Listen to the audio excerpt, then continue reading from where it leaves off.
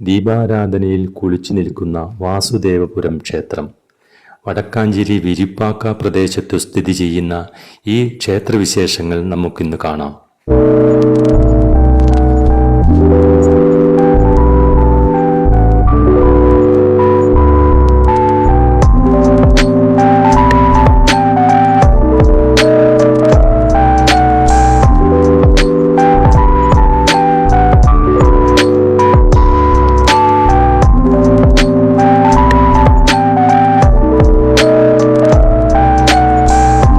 നടപ്പന്തലും ചുറ്റമ്പലവുമായി വളരെ വിശാലമായ വലിയൊരു ക്ഷേത്രമാണ് ഇത്.